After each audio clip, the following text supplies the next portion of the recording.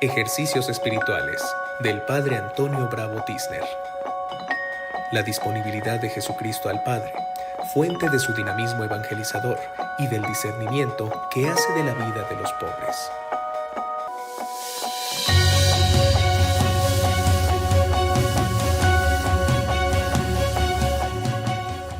Les presento una meditación que la titulo así: Pobres a la luz de Jesús pobre.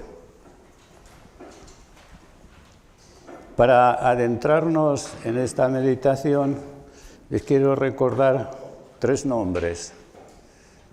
Uno, San Agustín.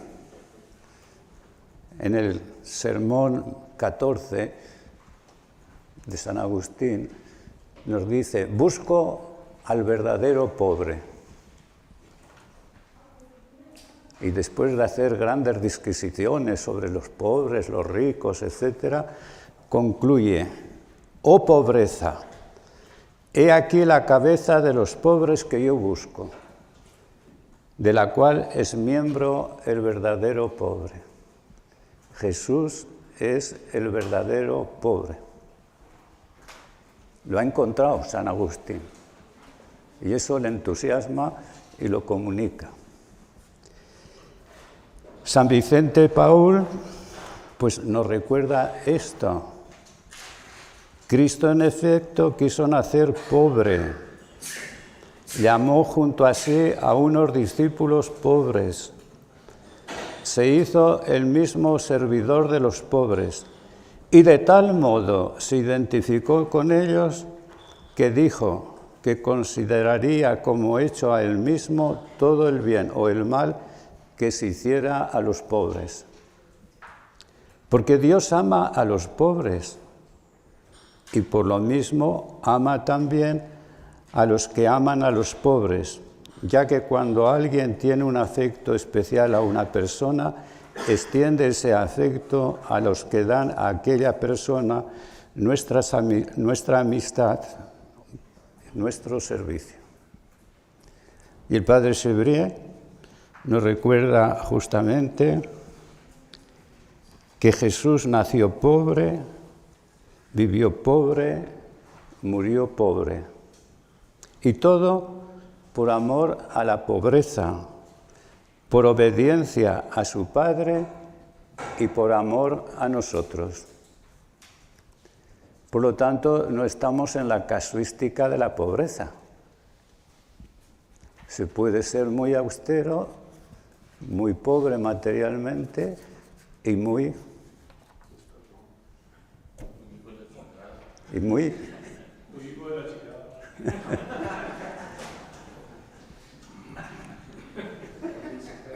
se puede ser juez de los demás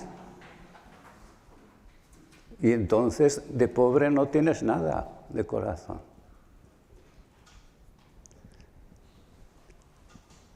Seguir a Jesús pobre es una gracia. Yo no puedo juzgar a los demás, pero sí puedo pedir la gracia de seguir a Jesús pobre.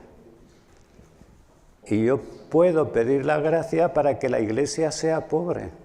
Puedo pedir la gracia, pero no juzgar, hermanos, porque entonces dejamos de ser pobres. Nos constituimos en jueces de los demás. Y sería tremendo, porque es lo contrario del pobre entonces. Por eso yo no entraré en la casuística, sino que voy a plantearles dos momentos de la meditación. El primero, ¿cuál es el verdadero fundamento y vivencia de la pobreza? El fundamento.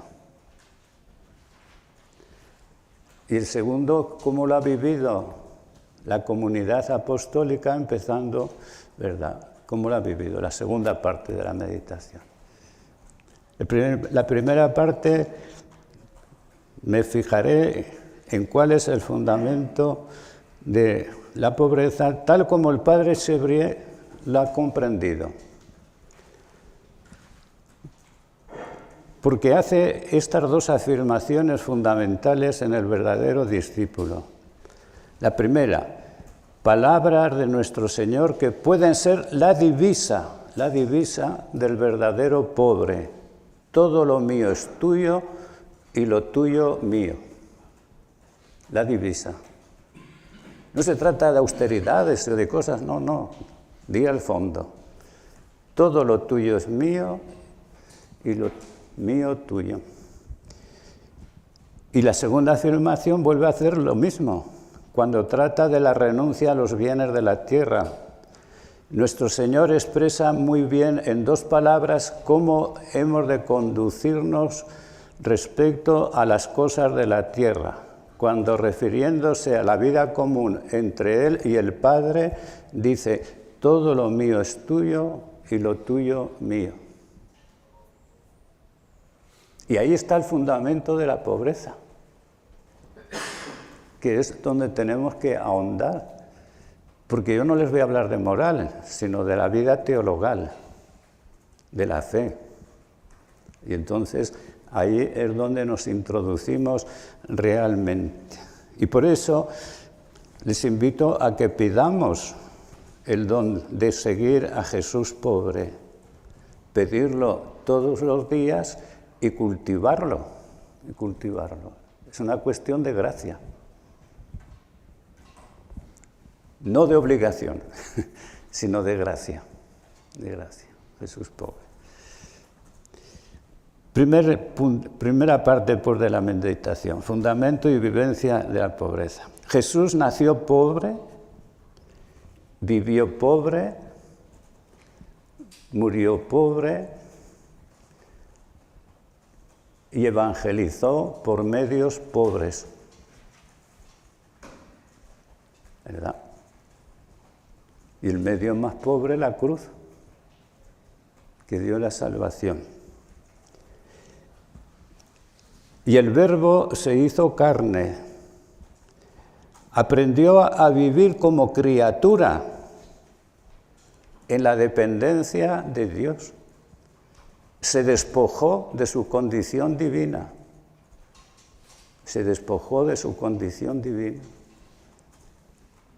Y avanzó a través de la humillación y la muerte en cruz. ¿Qué es lo que le movió a Jesús a recorrer este camino de desapropiación radical y, por tanto, de disponibilidad total? ¿Qué es lo que le movió? Pues, hermanos, no le movieron cosas, sentimientos, eso, sino el estar enraizado en la comunión con el Padre. Todo lo mío es tuyo y lo tuyo es mío. Palabras que encontramos ya en lo que el Padre dice al Hijo mayor en la parábola, pero que no lo recordamos mucho esto, ¿verdad? Cuando el Padre le dice al Hijo y le suplica entrar en la fiesta, ¿queremos entrar en la fiesta? Pues si queremos entrar en la fiesta, recuerden esto, Hijo, tú estás siempre conmigo y todo lo mío es tuyo. Pero era preciso celebrar un banquete y alegrarse porque este hermano tuyo estaba muerto y ha revivido, estaba perdido y lo hemos encontrado. Todo lo del Padre es nuestro. Qué riqueza, ¿no? Qué riqueza. Por eso el Padre Severo decía, ¿verdad? La oración sobre la pobreza, esa la tenemos más escondida, ¿verdad? Pero ya la dijimos. Pues entonces vamos a meditar esto un poquito. Primer punto, la comunión en el amor. La comunión en el amor. La Trinidad Santa es ante todo un misterio de comunión. El Padre y el Hijo son uno en el Espíritu. Y en la Trinidad no hay espíritu de propiedad. No hay espíritu de propiedad en la Trinidad. Y en eso consiste la verdadera pobreza del amor. Todo es común. sin especificar lo propio de cada persona. La acción es común, aun cuando cada persona actúe de lo que le es propio. La salvación es obra del Padre y del Hijo y del Espíritu Santo. Somos bautizados en el nombre del Padre y del Hijo y del Espíritu Santo. Solo el Hijo se hizo carne. Pero la salvación es obra de la Trinidad. A la luz de Jesucristo pobre, insisto, no debemos identificar pobreza y austeridad. En Dios se da la riqueza y la pobreza. La riqueza y la pobreza. El amor divino es recibir y darse. Un recibir y un darse.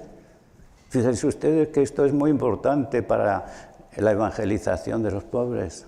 Recibimos de los pobres, nos damos a ellos. Un recibir y un darse. Es la comunión justamente. El pobre verdadero se realiza dándose a sí mismo. Dándose a sí mismo. No da cosas, se da. Se da. Consciente que todo le es dado por el Padre. Jesús, según el evangelista Lucas, levantando los ojos hacia sus discípulos, les decía: bienaventurados los pobres, porque vuestro es el reino de Dios. Bienaventurados. Bienaventurados.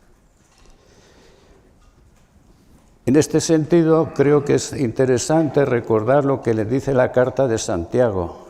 Escuchad, mis queridos hermanos, ¿acaso no eligió Dios a los pobres según el mundo, como ricos en la fe y herederos del reino, prometió a los que lo aman? Dios eligió a los pobres para ser ricos. El verdadero pobre, y es lo que San Agustín quería insistir, el verdadero pobre es rico, pues sabe que Dios, como canta el Salmo, cuida de él. Cuida de él. Es la espiritualidad de los pobres de Yahvé, de los Anahuín. Es la espiritualidad de María, ¿no? ¿Quién más pobre que María? ¿Quién más rica que María? A veces en nuestra piedad olvidamos la pobreza de María. La hacemos la reina, pero olvidamos, ¿verdad?, el camino. El padre Sévrier, en la luz de Navidad, vivió y cultivó esta convicción. Por eso les leo un texto un poquito largo, pero creo que es importante. Para alcanzar esta disposición de espíritu, porque la pobreza es una disposición de espíritu, ¿verdad?, hemos de considerar todas las cosas como propiedad de Dios y de los pobres.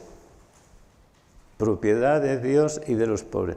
No somos dueños de nada. Ante Dios no poseemos nada. Somos solamente administradores de Dios y los distribuidores de los bienes de los pobres. Esta disposición fundamental del alma destruye en nosotros el espíritu de propiedad tan contrario a la caridad, a la pobreza, a la entrega y al sacrificio. Destruir. No somos propietarios de nada. Somos don de Dios para los demás. Recibimos y vivimos del don y somos don para los demás. El que está identificado con el Espíritu de Jesucristo está desprendido de todo, de sus bienes, escuchen, de su vivienda, muebles, ropas, dinero, bolsa, de todo. Está desprendido de todas estas cosas terrenas a las cuales el mundo está pegado. Este es su lema: todo lo mío es tuyo, y a continuación añade Sévrier: qué bueno es el hombre que no está pegado a nada y dice a los pobres de Dios: todo lo mío es tuyo. Se despoja hasta hacerse tan pobre como el que más. Como los santos no podían sufrir que otros vivieran más pobres que ellos mismos y daban todo, hasta no poder dar más. Entonces se daban a sí mismos.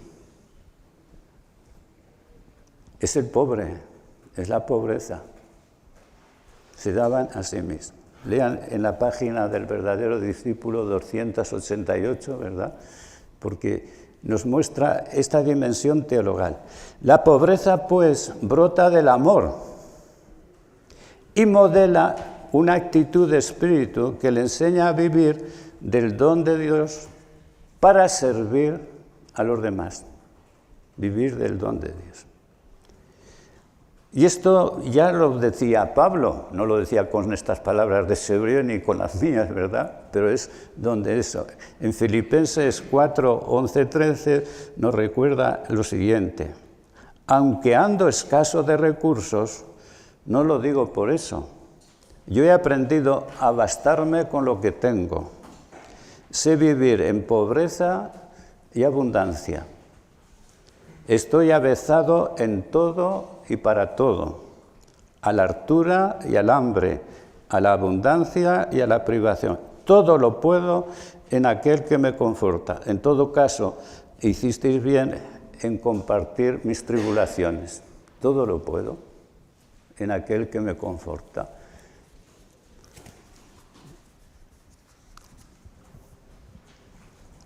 La fuente que animó la pobreza de Jesús fue la comunión con el Padre y la solidaridad con los hombres.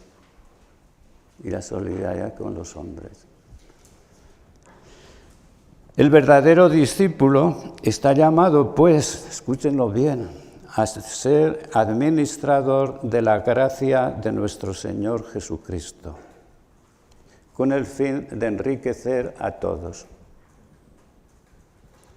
Por eso, hermanos, seamos y pidamos serlo buenos administradores de la gracia de Dios, sin apropiarnos nada, sin apropiarnos la comunidad, sin apropiarnos el prado, sin apropiarnos la iglesia, etc. Buenos administradores.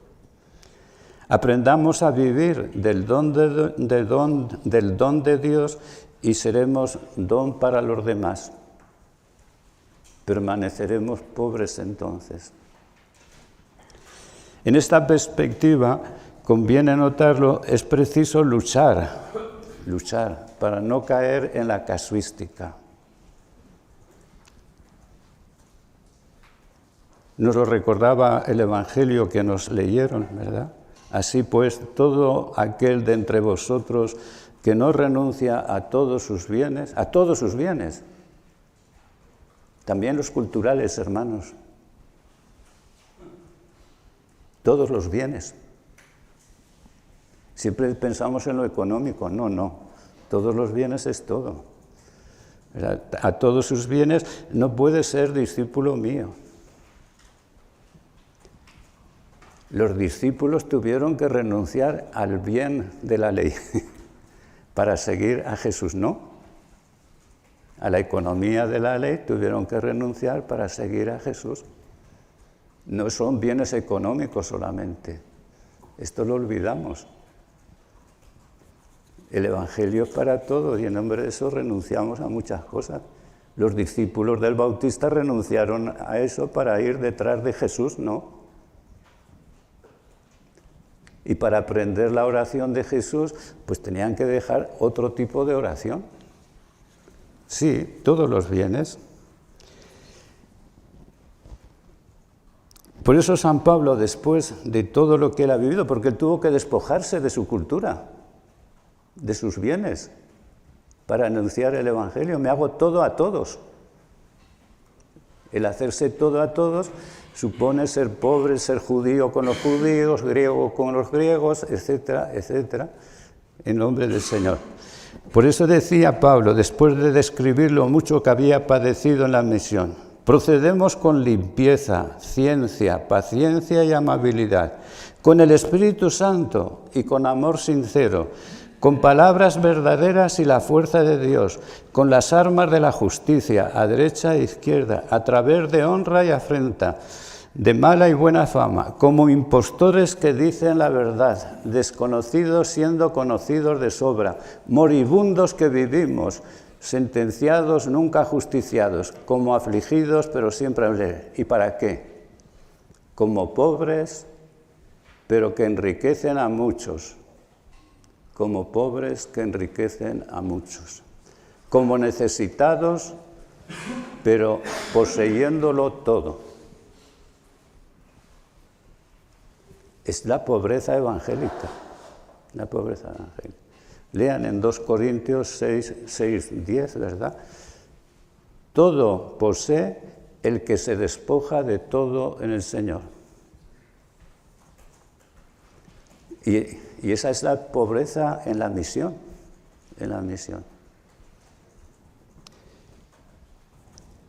Es lo primero que Chevrier nos quiere recordar. Todo lo tuyo es mío y lo mío tuyo. Luchar contra el espíritu de propiedad, de apropiarnos. Segundo momento, ¿qué nos dice Chevrier?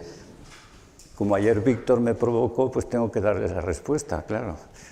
La pobreza. Pues vamos a esto. Conformarse con lo necesario. Incluso tienen un librito por arriba que pone eso, ¿verdad? Conformarse con lo necesario. Chevrier comenta esta consigna. El conformarse con lo necesario es la consigna, ¿verdad? Y la comenta así.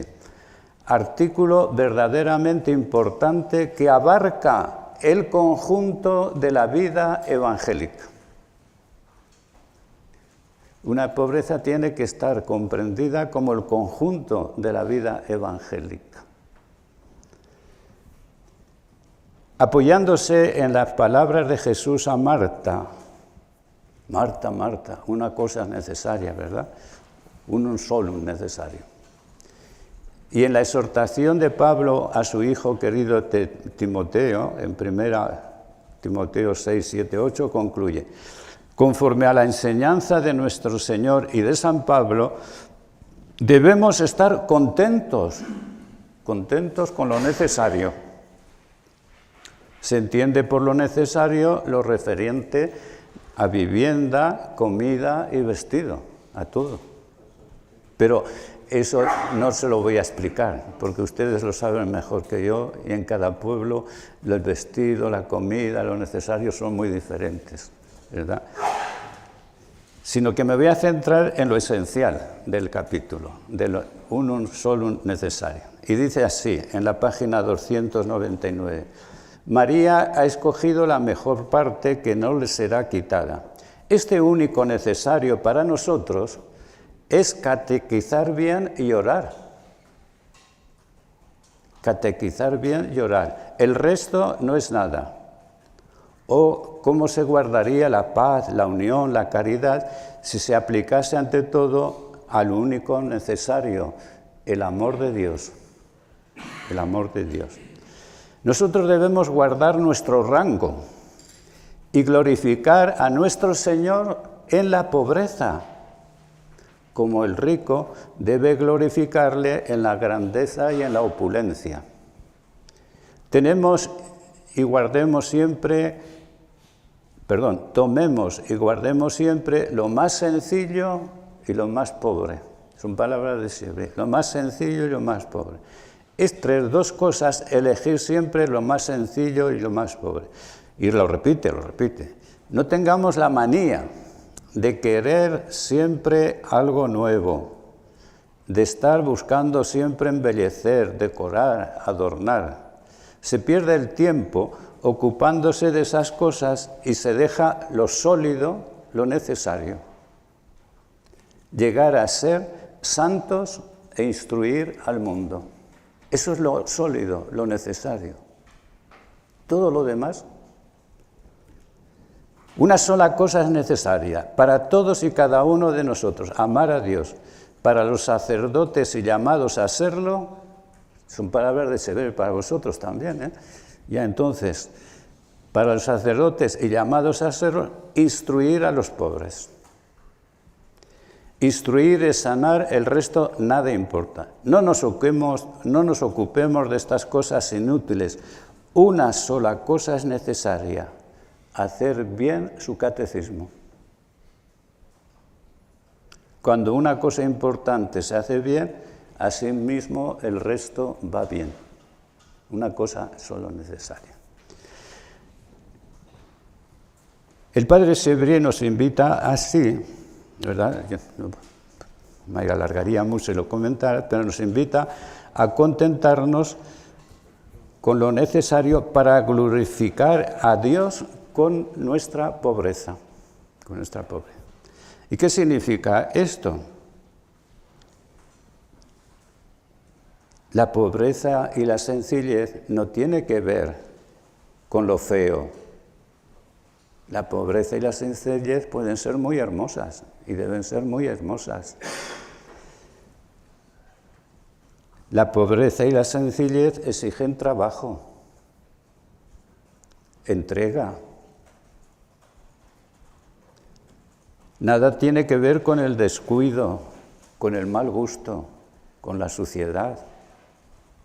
Santo Tomás de Aquino decía que la pobreza es una virtud, la suciedad es un pecado. Claro, es que tenemos que decirnos, ¿verdad? Porque a veces olvidamos las cositas más esenciales. La verdadera sencillez y pobreza es bella, con la belleza del amor. Es la belleza del amor.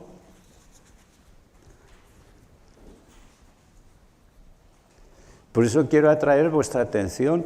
No nos ocupemos de cosas inútiles. Una sola cosa es necesaria: hacer bien el catecismo. Es decir, evangelizar bien. Evangelizar bien. Todo lo demás es secundario. Es secundario. Por eso escribía Sévrier a los seminaristas, porque tuvo seminaristas, escribía en la carta 105, les recordaba estas cosas. Rezo por vosotros, queridos hijos. Vosotros sois mi consuelo y mis sufrimientos y mi esperanza en mis dificultades. Cuando pienso que un día catequizaréis a los pobres, que un día os entregaréis al servicio del buen maestro, que haréis lo que yo mismo no he podido hacer, que llegaréis a ser santos, porque trabajáis por llegar a ser verdaderamente otros Jesucristos, que la caridad abrasará vuestros corazones y os dará frutos, y os hará dar frutos buenos que permanecerán para siempre. Me siento feliz. Me siento feliz. Y concluye: oh, sed santos, este es vuestro trabajo de cada día. Creed en el amor de Dios, creced para conseguirlo en el conocimiento de Jesucristo, porque esa es la clave de todo. Conocer a Dios y a su Cristo, en eso consiste todo el ser del hombre, del sacerdote, del santo. Ojalá podáis llegar allí. Ojalá podáis llegar allí, seminaristas. Porque los sacerdotes estamos de camino, pero no terminamos de llegar, ¿verdad? Tenemos que ir. Y es, en definitiva, lo que se espera de la Iglesia. Y recordarnos esto en nuestros presbiterios, en nuestras iglesias, sin juzgar, sin condenar, sino para pedir la gracia. Es muy importante. Pedimos la gracia de ser pobres y de seguir a Jesús pobre. No como exigencia, sino como gracia, hermanos, como gracia. Por eso no puedo juzgar a nadie, ni me puedo juzgar a mí mismo. Porque fíjense ustedes, con la edad uno a veces tiene más necesidades. Y eso hay que tenerlo en cuenta, por eso no podemos juzgar a nadie. Pues bien, al término de estas reflexiones, quiero presentar una palabra de Sévrier que es la definitiva. Debemos, si el Señor nos llama y nos da la gracia, claro, y yo espero que nos la da. Debemos representar el pesebre y el Calvario. Dejemos a los demás el cuidado de representar los misterios gloriosos. Nosotros contentémonos con la pequeñez y la pobreza. Esta es nuestra suerte. De ella no debemos salir, de la sencillez y de la pobreza. Los pobres no deben salir de su rango, ni siquiera por Dios. Aquí copia a San Juan de la Cruz. Porque Jesús no bajó de la cruz, permaneció en la cruz y así salvó al mundo. Porque es una tentación querer salir de la pobreza y de la sencillez para salvar al mundo. Ni siquiera por Dios. No se expongan a actuar por ostentación y orgullo, más por satisfacer la vanidad que por agradar a Dios. Ni por Dios. Tenemos que abandonar, ¿verdad?, el camino porque es una tentación. Baja de la cruz y creeremos tú. Manifiéstate ahora y todos te van a hacer. Pero hermanos, eso es una tentación en la vida de Jesús que viene de su familia. Leamos el capítulo 7 de San Juan, ¿verdad? Porque nuestras familias también nos dicen eso. Y usted con lo que vale, ¿por qué no? Pero eso es una tentación en la que sucumbimos fácilmente, ¿verdad? Todos. Y no nos confesamos de esta tentación, ¿verdad? No nos confesamos de otras cosas, ¿verdad? Pero bueno, entonces, unos textos y unas preguntas de la primera parte. El texto fundamental es Juan 17:10, todo lo tuyo es mío y lo mío es tuyo. No, ese es un texto muy importante. Luego tenemos Lucas 6:20 también, y si quieren, Lucas 14:33. Y unas preguntas, una que es para hacer memoria. ¿Cómo sentiste la llamada a seguir a Jesús pobre?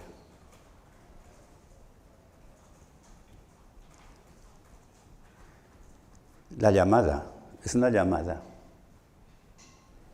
Segunda cuestión, ¿avivas en la oración el fundamento del misterio de Cristo pobre? ¿Cómo avivamos ese misterio? ¿Avivas en la oración el fundamento del misterio de Cristo pobre? Y tercero, ¿cómo vives personal y comunitariamente la regla de lo necesario? Pero estando contentos y alegres, ¿no? Si no, hemos estropeado la cosa. Alegres y contentos de tener lo necesario, es una riqueza. Bueno, paso a la segunda parte de la meditación. La dignidad del pobre a la luz de Cristo pobre, porque Cristo ha venido a dignificar a los pobres. Y será nuestra evangelización y misión dignificar a los pobres. Es decir, devolverles la dignidad que a veces se les arrebata. El mundo les arrebata la dignidad. Por eso tendré en esta segunda parte 4 puntos de meditación, con varias subdivisiones. El primero es la cultura y las culturas ante los pobres. Cómo el mundo ve a los pobres. La mirada de la cultura y de las culturas, no se puede generalizar, suele ser bastante superficial y tendenciosa, pues se mira a los pobres como seres indigentes, carentes.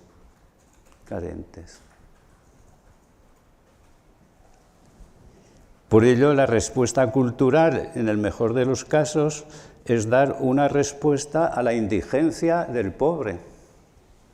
No tiene que comer, pues le doy de comer. Bueno, lo has dignificado. Es otra cuestión diferente. No se puede valorar lo que los pobres, no se suele valorar lo que los pobres aportan al conjunto del pueblo y de la humanidad. Necesitamos hasta que nos limpien el suelo, ¿verdad?, para poder andar en estos días. No valoramos lo que los pobres aportan. La lucha para que no haya pobres económicos, con mucha frecuencia, lejos de valorar la persona de los pobres, es utilizarla. No sucede con las políticas, con los bancos y a veces incluso con las mismas religiones. Utilizamos a los pobres para afirmarnos y para decir qué buenos somos, cuánto hacemos, etcétera, etcétera, etcétera. Y es que, en definitiva, no se termina de creer en la dignidad, en la vocación y en la misión de los pobres, de los pobres. Por eso se dice, nadie quiere ser pobre. Y eso lo oigo yo todos los días en Madrid, por lo menos. Nadie quiere ser pobre. En nuestra sociedad, las redes sociales y no pocas organizaciones, incluso de ONGs, se piensa y habla con frecuencia en nombre de los pobres. Los pobres necesitan esto, los pobres dicen así. Bueno, otra cuestión es aprender de la sabiduría de los pobres. De eso no oigo yo hablar nunca. De los influencers, de todos estos, y de eso ya hablan. Son de esto. Las mismas organizaciones caritativas de la Iglesia a veces olvidan la dignidad de los pobres y de aprender de la sabiduría de los pobres. No se les escucha con frecuencia. Por eso hay una definición del pobre que a mí siempre me llamó la atención. El pobre es el que escucha a todos y no es escuchado por nadie. En la sociedad. No se les escucha. Yo no digo que no se haga cosas en favor de los pobres, pero no se aprende de los pobres. Y a veces nos puede pasar también a nosotros. Y sin embargo, los pobres son ricos de Dios. Y hacer esta discriminación en nuestro mundo, ¿verdad?, es caer en la mundanidad que dice el Papa dentro de la Iglesia. Dentro de la Iglesia. La carta de Santiago, en el capítulo 2, versículo 5-9, nos recuerda esto. Escuchad, mis queridos hermanos, ¿acaso no eligió Dios a los pobres según el mundo, como ricos en la fe y herederos del reino que prometió a los que lo aman? Vosotros, en cambio, habéis ultrajado al pobre. No son los ricos los que os oprimen o incluso os arrastran a los tribunales. No son ellos los que injurian el hermoso nombre que ha sido invocado sobre nosotros. Si cumplís la que según la Escritura es la ley regia, amarás a tu prójimo como a ti mismo, hacéis bien. Pero si establecéis diferencias entre las personas, cometéis pecado y esa ley os acusa como transgresores. La Iglesia tendríamos a veces que hacer, ¿verdad?, examen de conciencia y confesar nuestro pecado cuando hacemos discriminación de los pobres. Es un pecado. Pero esto yo no suelo oírlo en confesión, ¿verdad?, estas cosas. La misión de la Iglesia no es juzgar, hermanos. No juzgamos y no debemos juzgar. El juicio es de Dios, sí. Nosotros no, eso, pero Dios se reserva el juicio. Pero sí es preciso para nosotros dar testimonio de la ley regia. La ley regia que es justamente valorar al más pobre y necesitado, pero valorar en su persona. Pues vamos a recorrer un poquito cómo Jesús dignifica a los pobres. El mundo ya vemos que no dignifica, y que nosotros, en la medida que somos mundanos, no dignificamos. Jesús nos recuerda que la limosna puede humillar también. Y podemos hacerlo con la mejor buena voluntad, pero es cuestión de eso. Jesús dignifica a los pobres, pero tengamos cuidado que no solo a los pobres económicos, sino a todos los pobres. Y hay diferentes tipos de pobreza que yo voy a recorrer brevemente. Les doy la cita, ustedes eligen la que quieran después y lo hacen, para no estar leyendo el texto todo el tiempo, ¿verdad? Primer texto que les ofrezco, Marcos 10, 46, 52. El mendigo ciego de Jericó, Bartimeo, un mendigo ciego. Y comento, ¿verdad? Conocemos los textos y entonces eso. El pobre grita y pide compasión, pues ha oído que pasa Jesús, el hijo de David. Anda, el ciego tiene una inteligencia. Descubre que Jesús es el hijo de David, es decir, el Mesías. Cosa que la muchedumbre no entendía. Pero el pobre dice, la muchedumbre quiere acallar al pobre. No quiere que moleste al Mesías, que lo llevan allí en andas, ¿verdad?, como nosotros. Pero el pobre insiste. Jesús manda llamarlo. Se para, ve, escucha y manda llamarlo. Y da un salto con alegría y esperanza. Se acerca a Jesús. Y Jesús no empieza por instruirlo, sino por preguntarle. Por preguntarle. Y fíjese usted, la pregunta de Jesús es muy interesante. No dice, ¿qué quieres que te dé?, sino, ¿qué quieres que haga por ti? No es lo mismo. Hacer por ti. ¿Qué quieres que haga por ti? El ciego no pide una limosna. Pide que Jesús realice su misión. El Mesías hará ver a los ciegos.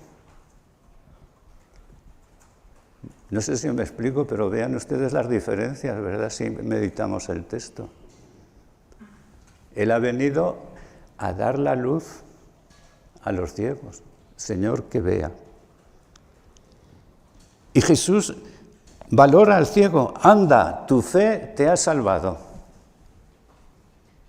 La fe del ciego es la fuente, justamente. Y el ciego recobra la vista y se va a su casa. No, se pone a seguir a Jesús hacia la Pascua, porque Jesús subía a Jerusalén, es decir, a su Pascua.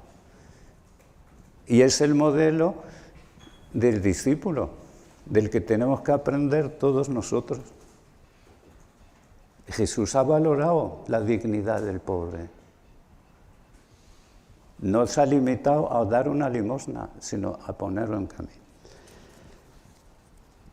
Sigo con otro texto, porque son mis pequeños resúmenes. Jesús elogia a la viuda pobre. A la viuda pobre. Marcos, capítulo 12, versículo 41-44. El relato evangélico presenta a Jesús sentado y observando cómo actúa la gente piadosa, la gente buena. Pues todos echaban dinero para las necesidades del templo, todos. O sea, gente buena. Pero Jesús no se queda en la superficie, es decir, en la cantidad como nosotros. ¿Cuántos vienen a misa? ¿Cuántos vienen esto? Etcétera, etcétera, la cantidad, ¿no? No se queda ahí, sino que ve el corazón de aquella mujer. ve que ha echado la que menos, pero es la que más ha echado a los ojos de Dios, porque ha echado de lo que necesitaba para vivir. Para vivir. Todo el Antiguo Testamento nos recuerda justamente que Dios socorre a los pobres, a las viudas, a los indefensos. Y aquella mujer, aquella pobre, ha comprendido esto. Ha comprendido la fe en Dios. Se fía en Dios. Ella da lo poco que tiene, es decir, se da a Dios y se fía de Dios. Jesús nos ayuda pues a descubrir la riqueza de los pobres. La riqueza de los pobres, de lo que hacen, de lo que tienen. Y no lo valora según los criterios mundanos de la cantidad.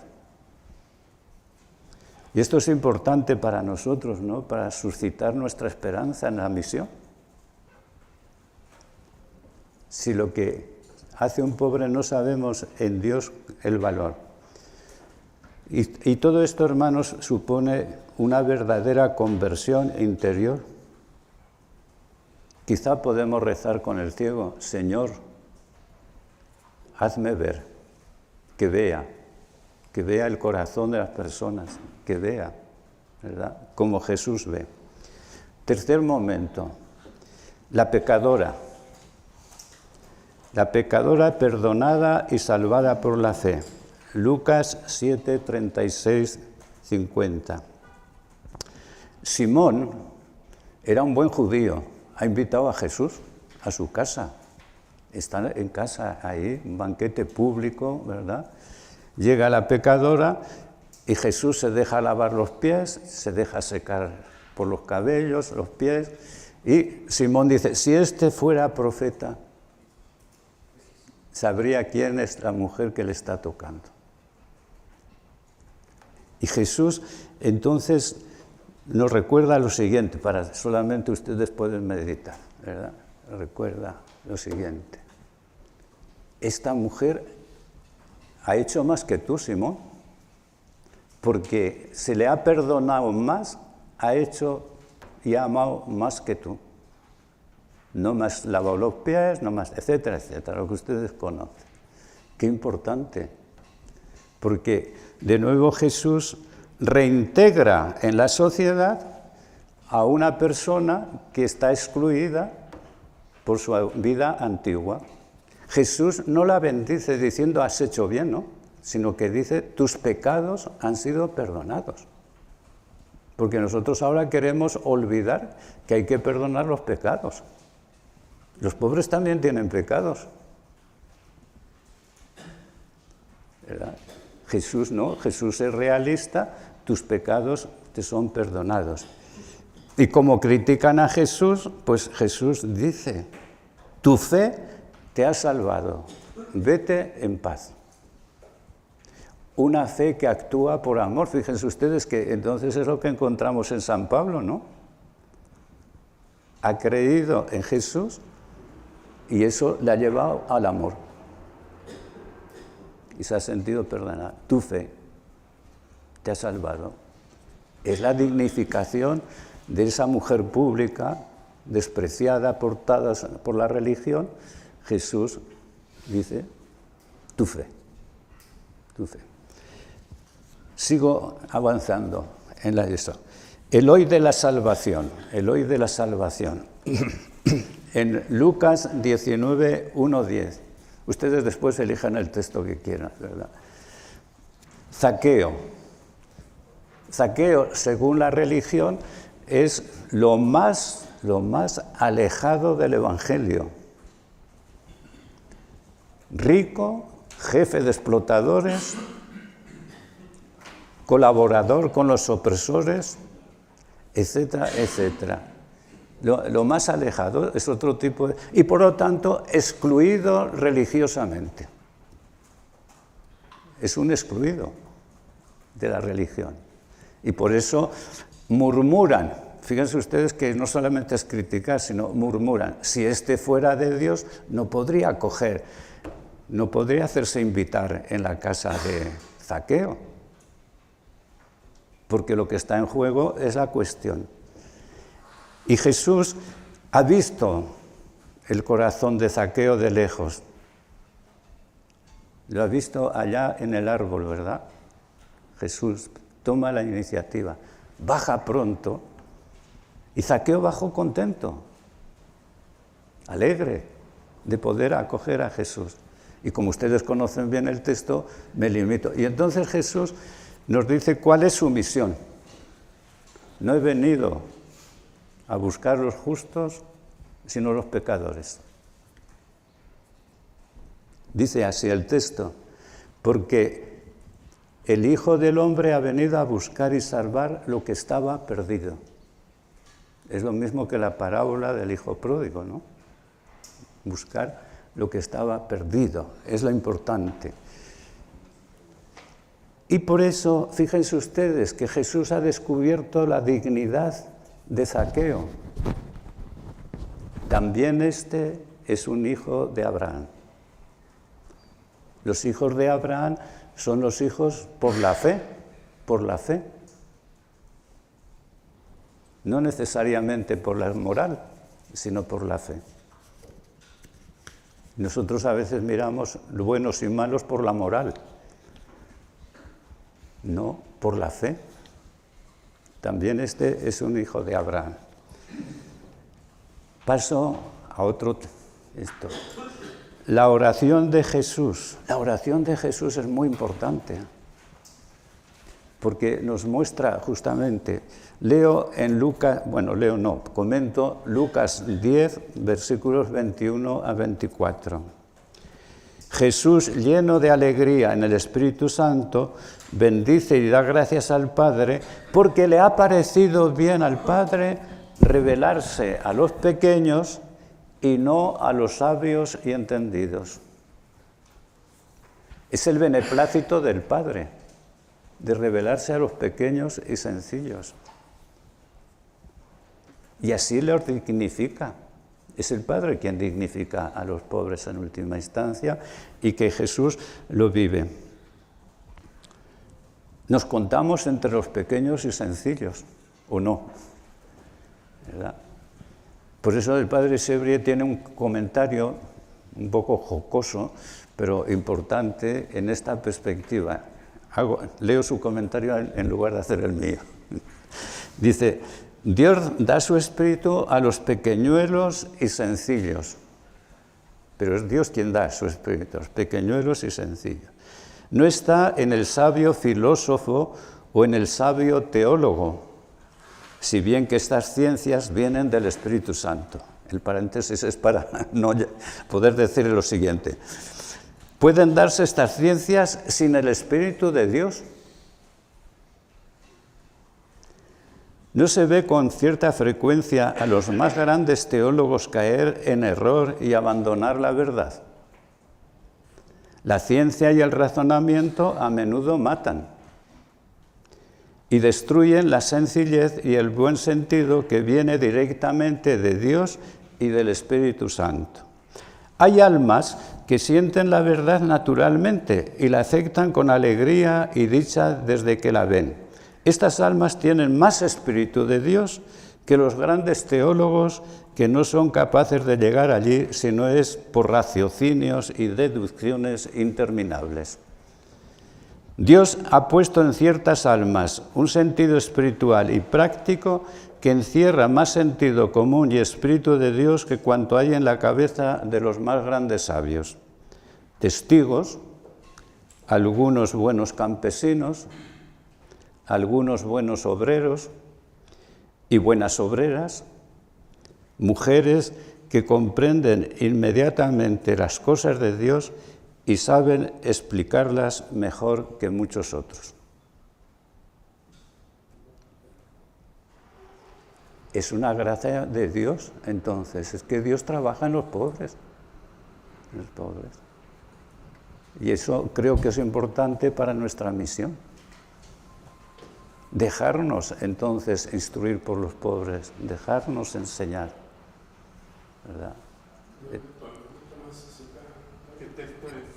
Verdadero discípulo, página 218.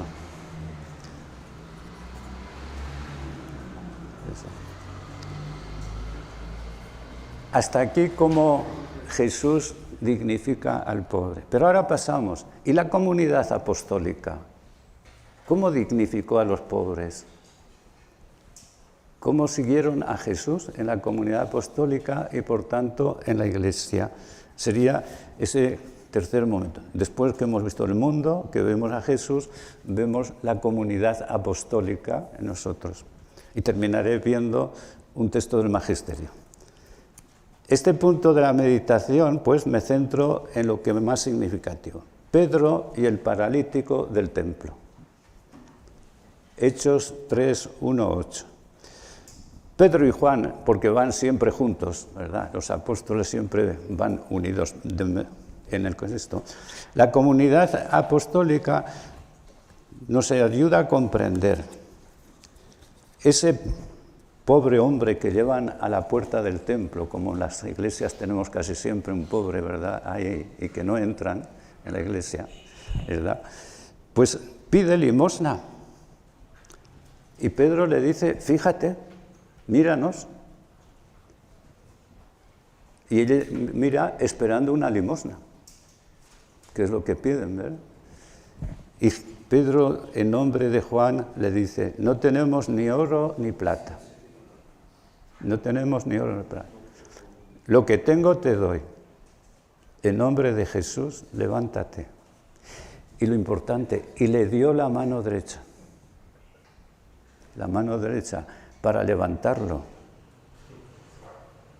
Y aquel hombre, ¿verdad?, entró al templo corriendo y saltando para dar gracias. Es un hombre que ha sido reintegrado, hermanos. El que no podía entrar en el templo, el que quedaba siempre a la puerta, entra, salta, da gracias.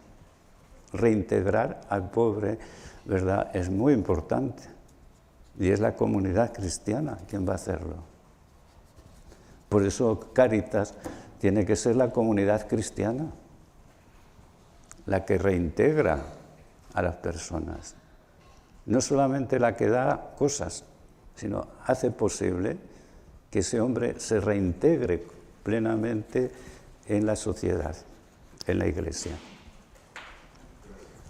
Segundo momento que yo les quería recordar, los pobres y la comunión eclesial. Los pobres y la comunión eclesial. Relean 1 Corintios 12, 20, 27.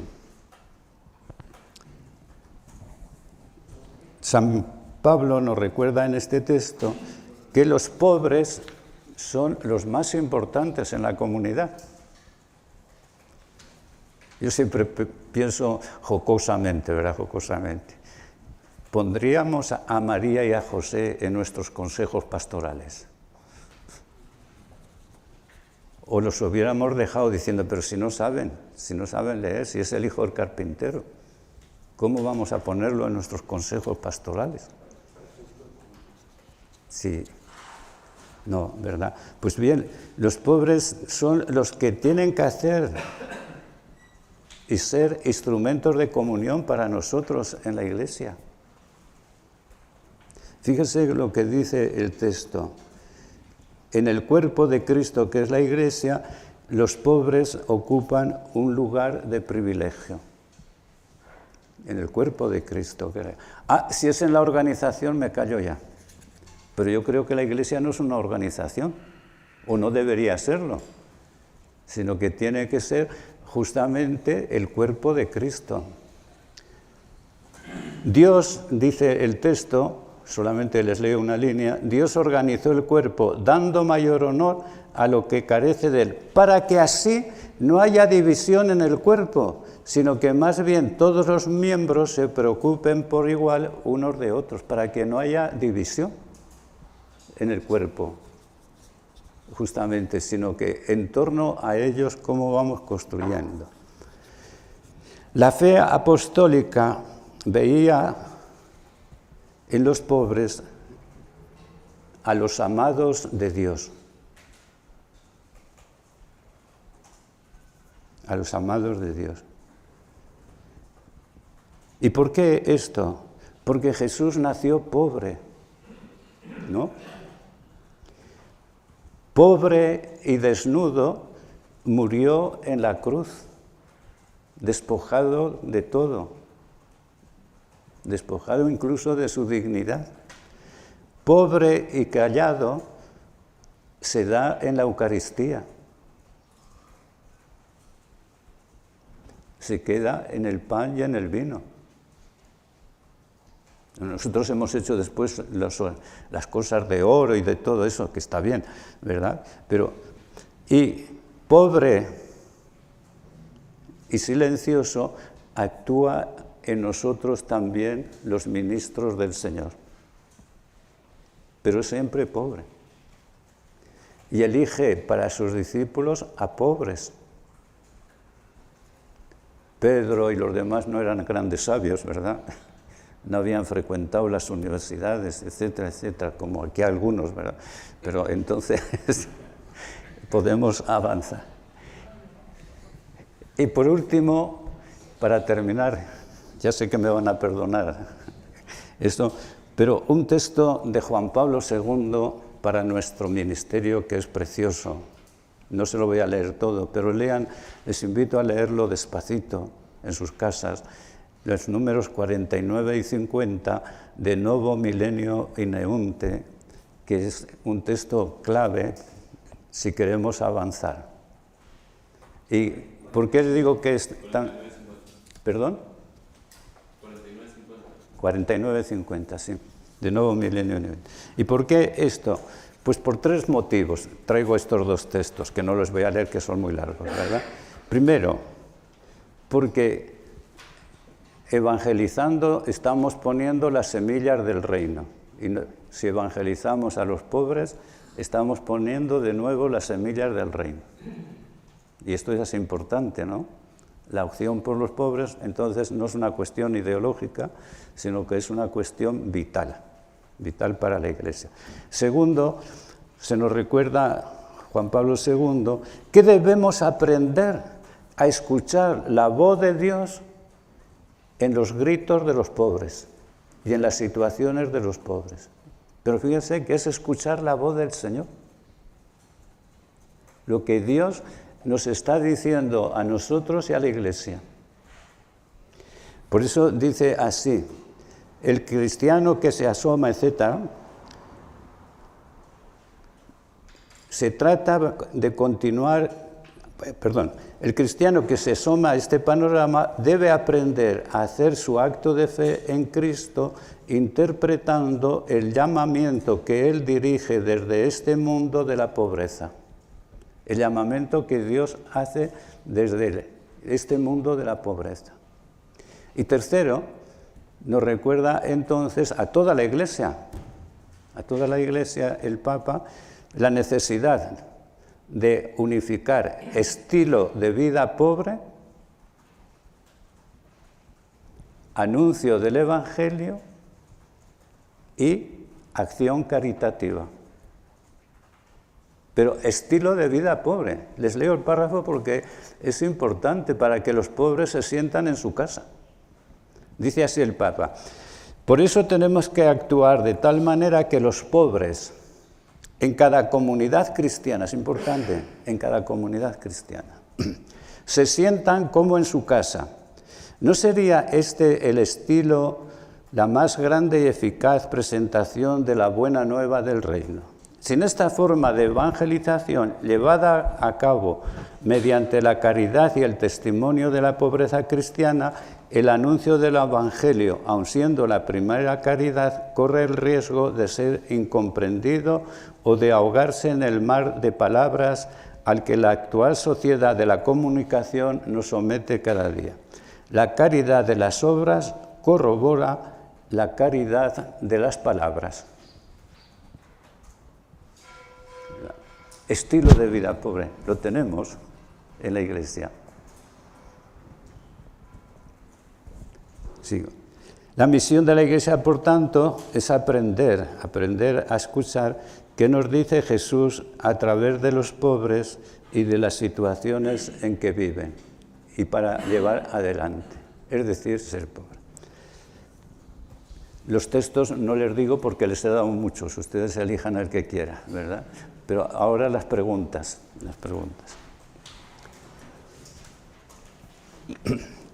¿Escucho el grito de los pobres con los oídos del mundo o con los oídos del Señor?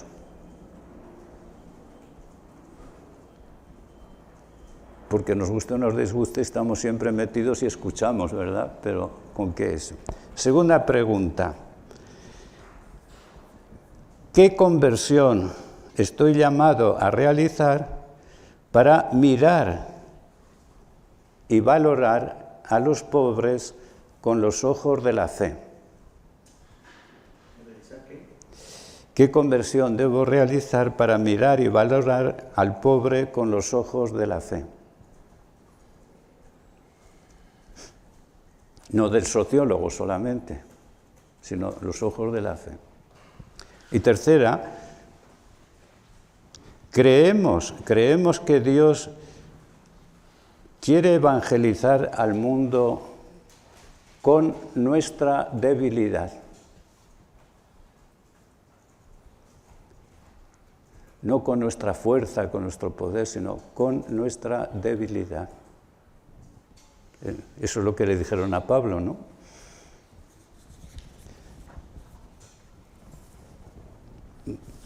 Pues seguimos meditando y pidiendo la gracia de ser pobres.